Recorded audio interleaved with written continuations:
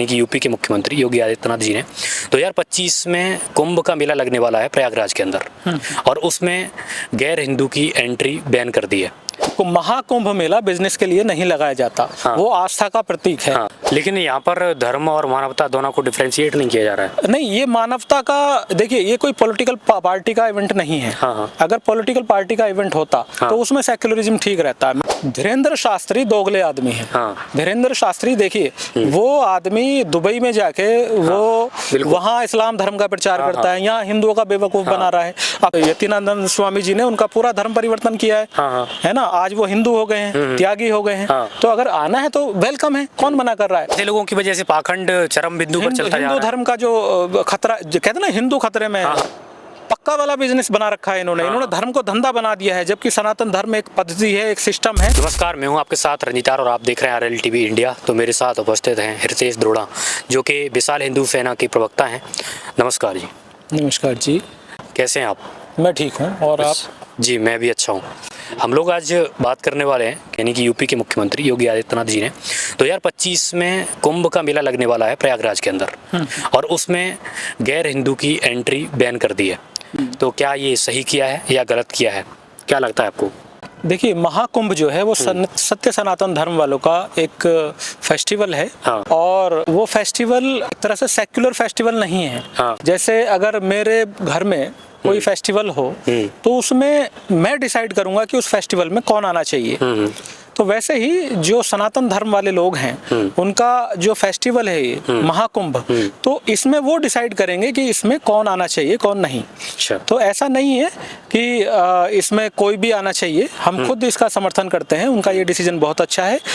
जो महाकुंभ है इसमें गैर हिंदुओं का प्रवेश वर्जित है, लेकिन यहाँ समझने की जरूरत है, सिख कम्युनिटी, कम्युनिटी, बौद्ध कम्युनिटी, ये सब हिंदू धर्म के ही पार्ट हैं। तो ये बात इनके लिए नहीं कही गई है। तो जो मुस्लिम समुदाय है विशेष तौर से शायद उनके लिए कही गई है। अच्छा। तो ये जायज भी है। महाकुंभ में इनका कोई काम नहीं है, वहाँ नमाज तो पढ़ी नहीं जाएगी। तो ये करेंगे क्या वहाँ? तो इनको नहीं जाना चाहिए। तो हम इस चीज का पूरा समर्थन करते हैं, और विशाल हिंदू सेना इसका पूरा समर्थन करती है कि ये डिसीजन जिन्होंने भी लिया है बहुत अच्छा लिया है। हम पूरा समर्थन में हैं। दूसरी बात, जो लोग इसमें ऑब्जेक्शन उठा रहे हैं, जो कह रहे हैं कि ये तो हमारा भी होना चाहिए, हमारा तो जो अपना सेक्युलरिज्म दिखा रहे हैं, भाई मैं उनसे कहता हूँ कि हज में जब जो लोग जाते हैं तो क्या वहाँ हिंदुओं का प्रवेश वर्जित नहीं है? क्या वहाँ हिंदुओं को जाने दिया जाता है? तो अगर इतना ही बड़ा सेक्युलरिज्म है तो हज में भी हिंदुओं की एंट्री करो। वहाँ तो इतने 1000 किलोमीटर, इतने 40 किलोमीटर दूर से ही उनको रोक दिया जाता है। तो यहाँ कैसे आपको प्रवेश मिल जाएगा? तो ये जो सनातन धर्म वाले लोग हैं उन्होंने बहुत अच्छा डिसीजन लिया है, और मैं कहता हूँ कि महाकुंभ में पूर्णतः मुस्लिम्स का प्रवेश वर्जित होना चाहिए। लेकिन इसमें गैर हिंदू होना ये तो कहीं ना कहीं मुझे गलत लगता है, क्योंकि जिस प्रकार से मान लो मुस्लिमों को वर्जित कर सकते हैं, लेकिन फिर क्रिश्चियन और सिख वगैरह हुए उनका क्या होगा?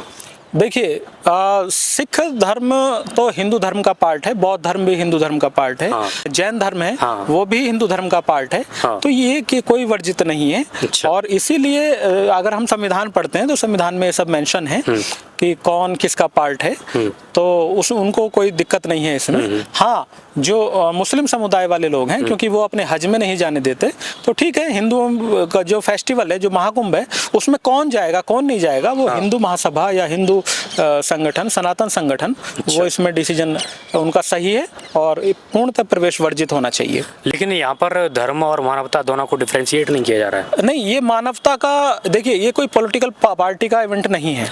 अगर पॉलिटिकल पार्टी का इवेंट होता तो उसमें सेक्युलरिज्म ठीक रहता है। मेरे बच्चे का अगर जन्मदिन है, मेरे घर में किसी की शादी है, तो उसमें कौन आएगा कौन नहीं आएगा ये मैं डिसीजन करूंगा ना। उसमें मैं मुस्लिम को इनवाइट करूंगा या हिंदू को करूंगा। हो सकता है कोई मेरा मुस्लिम जानने वाला हो, मैं उसी को इनवाइट करूं, हिंदू को ना करूं।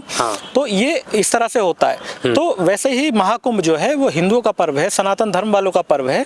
तो उसमें कौन आएगा कौन नहीं आएगा ये अधिकार उनको पूरा है। और जो जैन धर्म है, मैं फिर वही कहता हूँ, जैन धर्म, सिख धर्म, बौद्ध धर्म, ये जितने भी धर्म हैं वो सब हिंदू धर्म का ही पार्ट है, वो सब उसमें रहेंगे।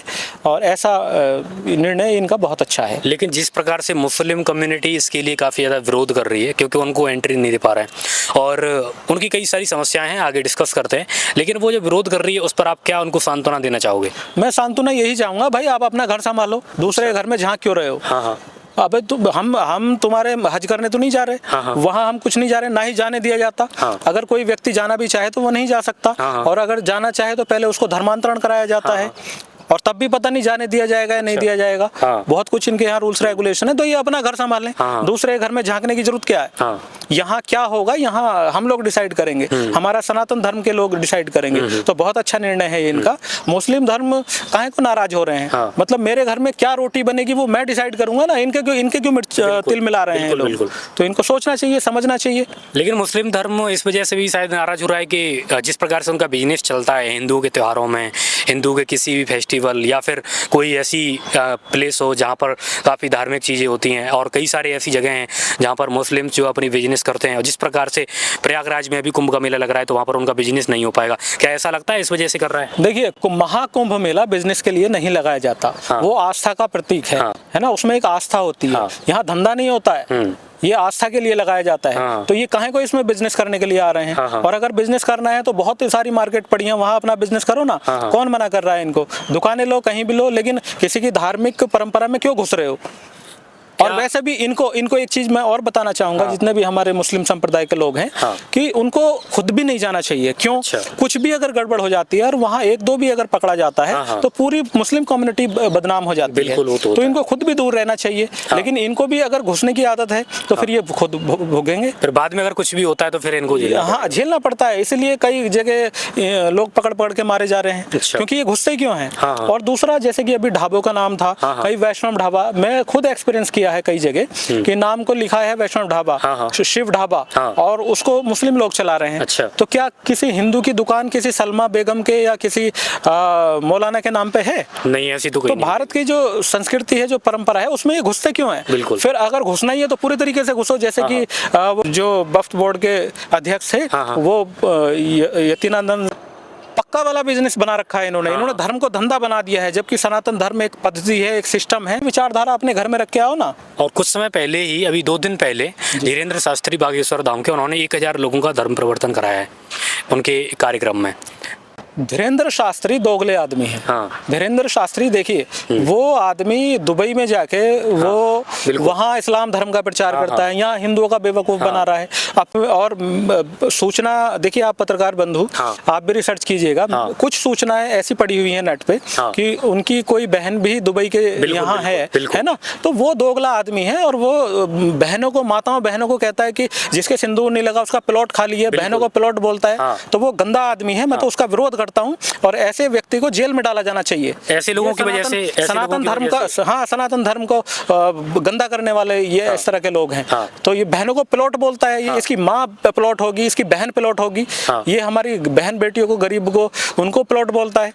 इसको तमीज नहीं है बात करने की। तो कहाँ का बाबा है? बाबा नहीं, पाखंडी है। लेकिन ये अपने देश में तो मुस्लिमों को गाली देते हैं, वहां जाके उनके खाना खाते हैं। दोगले हैं, दोगले लोग हैं। तो सनातन धर्म को जो तार कर रहे हैं, देखिए, सनातन धर्म को मुस्लिमों से कोई खतरा नहीं है। सनातन धर्म उतना मजबूत है कि उसको कोई खतरा नहीं है। लेकिन अगर ये दोगले लोग सुधर जाएं तो दोगले, मैंने एक स्टेटमेंट और दिया था कि सनातन धर्म को दोगले लोगों से खतरा है, ना कि दूसरे धर्म वालों से खतरा है। सनातन धर्म पहले भी मजबूत था, आज भी मजबूत है। हमारे सनातन भाई जितने भी हैं, कोई सनातन धर्म को मानने वाला किसी की बहन बेटी को गलत निगाह से नहीं देखता है। कोई सनातन धर्म वाला मारकाट की बात नहीं करता है। कोई सनातन धर्म वाला किसी का धन हड़पने की कोशिश नहीं करता है। ये जितने भी पाखंडी इस तरह से कर रहे हैं, ये भागवत करते हैं और ये करते हैं, बाद में जाके दुबई में ये चाय पीते हैं, बीफ खाते हैं, पता नहीं क्या क्या करते होंगे ये।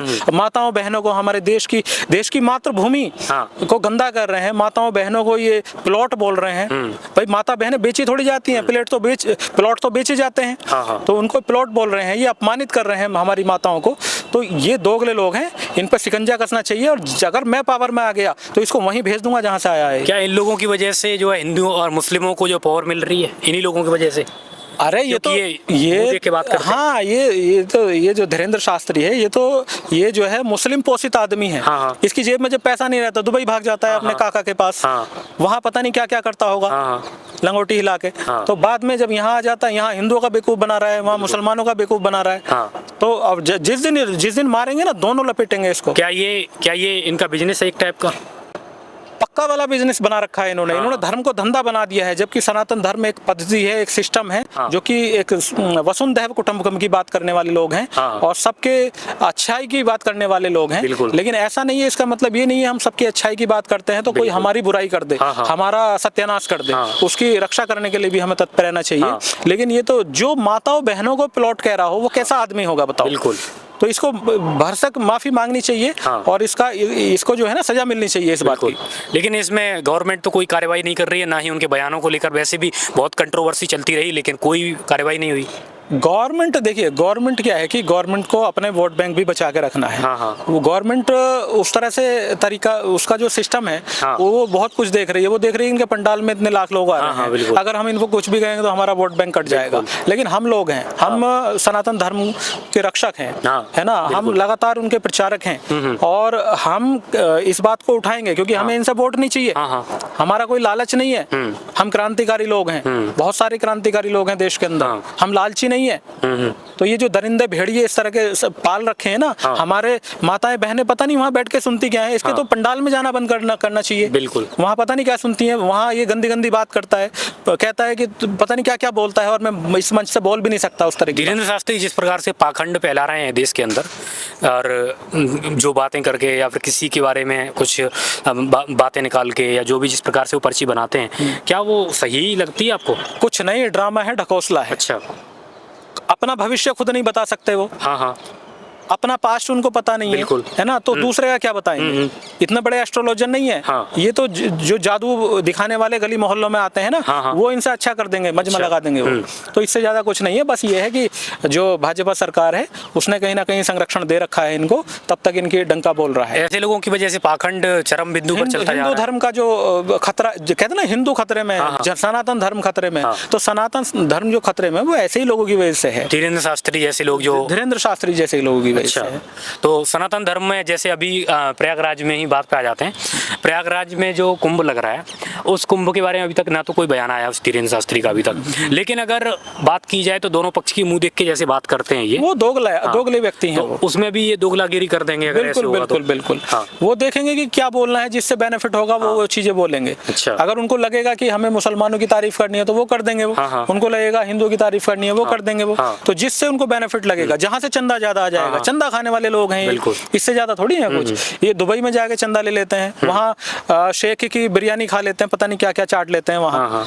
तो ये गंदा आदमी है धीरेन्द्र शास्त्री। तो जैसे हमने अगर बात करी उसके बारे में, प्रयागराज के कुंभ के बारे में आगे और क्या कहना चाहोगे आप अगर हिंदुओं से कुछ कहो तो?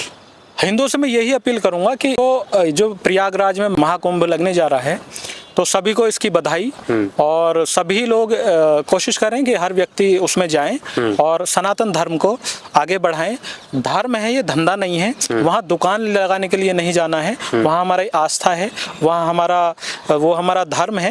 तो वहाँ अपनी आस्था लेके जाएं और अनुशासन बनाए रखें। हमारा जो प्रशासन है उसको सपोर्ट करें और वहाँ कोई भी दरिंदा नहीं घुसना चाहिए जो हमारी आस्था को ठेस पहुँचा सके। बहुत बहुत धन्यवाद आपका, आपने हमें काफी कीमती समय टाइम दिया। आपका भी बहुत बहुत धन्यवाद, आपने अपने चैनल पे बोलने का मौका दिया। तो मिलते हैं आप सभी से नेक्स्ट वीडियो के साथ। तो आप लोग वीडियो को लाइक करना, चैनल को सब्सक्राइब नहीं किया चैनल को सब्सक्राइब करना, अगर आपने फेसबुक पेज हमारा फॉलो नहीं किया है तो अब तक तो फेसबुक पेज को भी फॉलो कर लेना। मिलते हैं आप सभी से नेक्स्ट वीडियो के साथ।